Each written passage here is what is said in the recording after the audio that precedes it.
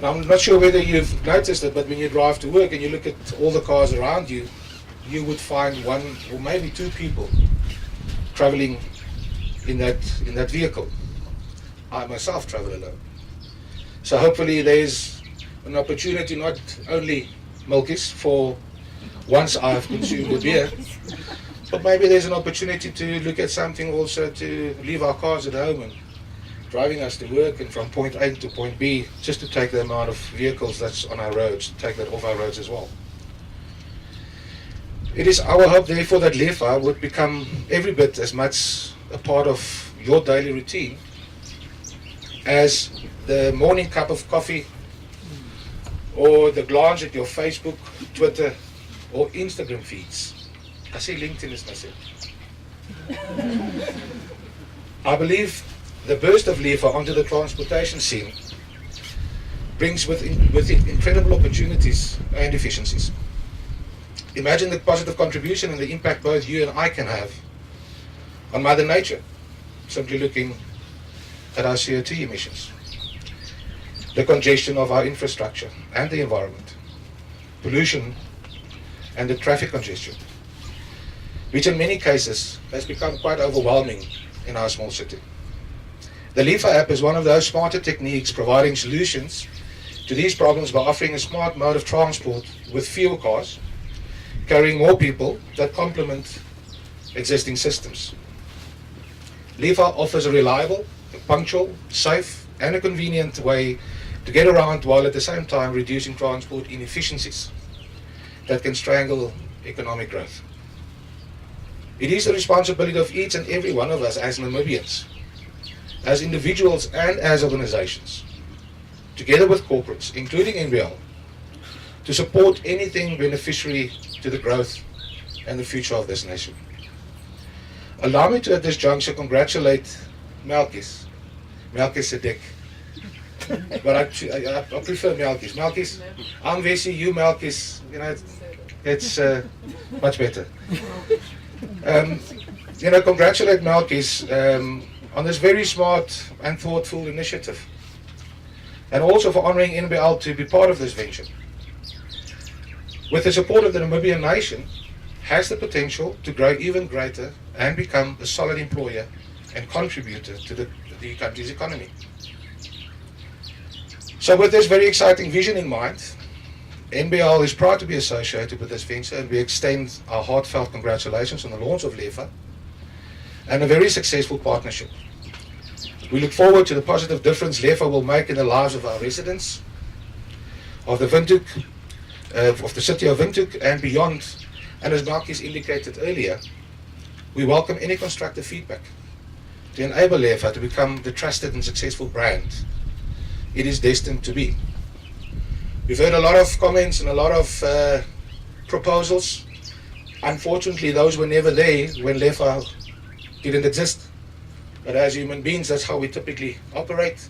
But we welcome those, because we want this partnership to grow, and we want LEFA to become a real role player, having in mind the difficulties that we have with regards to incidents and road accidents. And we thoroughly believe that through this partnership and through the engagement of public and each and every single one of you, to take it and just build that product and make that product a better product for your benefit, and to maintain safety on our roads. Thank you. Now I'd like to call back Malkies to give us a live demonstration of how exactly the LEFA app operates. Malkies. So as you can see on our screen here, we have the LEFA logo. You have the app downloaded. So once you click and enter the app, it loads and it shows you where you currently are. And this is where we currently are. And if you zoom out, it shows you. You can zoom in and out, and it shows you exactly where on the map you are. So, like I said, we're supposed to see the guy that we're doing a demonstration with on here. Let's just give him a few seconds to come online.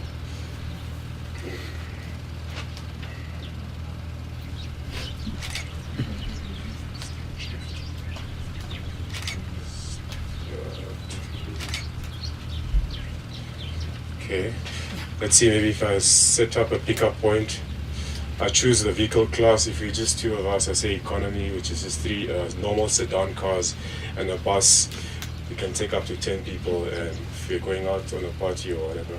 So I choose economy, and it tells you exactly where your pickup location is. Currently, you can set your pickup location to be picked up at a different place other than this, or you can drop the pin yourself if the apps or the Google Maps is not accurate, or for new streets and new suburbs, some of the streets have not been updated yet by Google. So, but fortunately for us, it says pin on East Coast Street, which is just a street.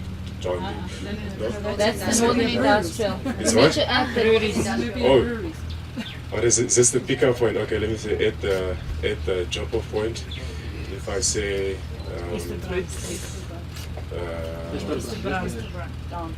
Easter? Instagram at the bottom. Oh, okay. This is the set drop-off location, but it's the same place we are, so I need to choose a different location. So I can say, yeah. Grove. And pickup pickup location. Pickup location. Okay, 1 minute. Come. You have to go back. Marcus, I think there's a lot of people already familiar with this. Okay, why is it? Okay, that's why it's on the pen. So wait, yeah. Okay, so okay, we see the cars here now. Okay.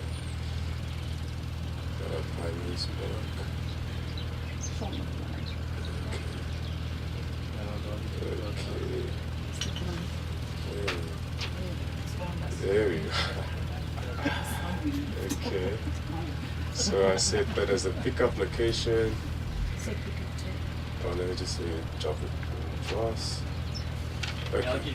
Yeah. Just press the small grey arrow in the right hand bottom. Okay. That's exactly where you are. Set the pickup location. We can see who's been working on And this. then use economy. Then we add the drop-off location. Say Grove Mall.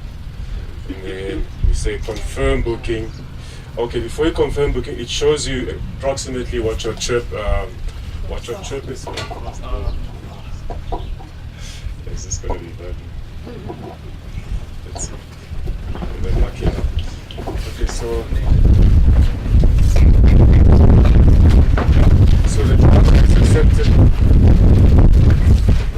the driver has accepted. The driver has accepted the request, so he's going to be on his way to pick me up now. And you can view in real time where the driver is and how far he is, which turns he's making, and so forth. So, and you have an estimated time of arrival, so you know that you can take a quick shower or have a cup of coffee before the driver arrives, and so forth. Jean, do you need to log in again? Oh, it's on this one. Yeah, it's on. It's open. It's open, but it's not showing the same image. Sorry, this is not my technology. Nee, he's done it on purpose. He did it on purpose. But we're getting lessons in troubleshooting, so it's fine. Yeah, because it was unplugged. Yeah. It'll take too much time to set it up because the driver's arriving in 1 minute. Okay, so on the app itself, it shows you exactly how many minutes or seconds how far the driver is, and once the driver is outside, he has a button on the app on his cell phone to notify you that he's outside. So you get a notification on your phone that the driver is outside, and then you head outside and so forth. So yeah, I think he's already on his way. I think he's gonna make his way here. I'm seeing that coming.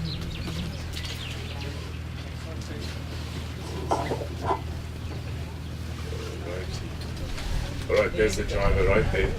So now, once he's outside, So he's simply going to say that he has arrived, and we'll get a notification saying the driver has arrived. Thank you. That's the end of the demonstration. First and foremost, there's a base fare, a minimum fare that you're going to pay for the service. So from here to Dross to the restaurant, right, the minimum is $40. And the reason for that is that we do not want to interrupt the existing market of the normal taxis, the numbered taxis, which charge $20 to $30, $10, $20, $30 to be dropped across town. So in order to steer away from that already congested market, we have a minimum of $40 for the service. And the fare calculation works this way. So it takes into consideration the time and the distance taken to go to your drop-off location. So there's a factor for your time and a factor for your distance. So this fare is calculated and combined, and then the total sum of that is then what you pay in the end here. The person who wants to make a request to a driver and a driver accepts a request, the driver is taken offline and noted as busy and is devoted to you and where you need to go. Yes, this service is fairly a luxury and not it's a luxury, I should say. And there's an existing market and of cabs to cater for the market that can only afford $10, $20, $30. So this service is solely for people that can afford $40 service for a cab, for the convenience of being picked up from your house and being dropped off exactly where you want to, and so forth. Yeah.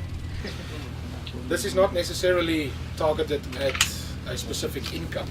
It is to take responsibility for your actions. Now, you say $40 is quite expensive. How much is a ticket for under the influence of alcohol? How much is one person's life worth? How much is bail? So it's not targeted at a specific market. It is available for those that want to act responsibly in line with what we've said. You know, what's your definition of cheap and expensive? It's expensive to land in jail. It's expensive to be arrested for under the influence. It's expensive to face court battles because somebody died. And that's the way we need to look at this. It's much greater than trying to fit the pockets of those that want to travel 2 and 3 kilometers. That's not why it's there. At the moment, we are busy with cashless payment facilities. It's going to be active in the new future.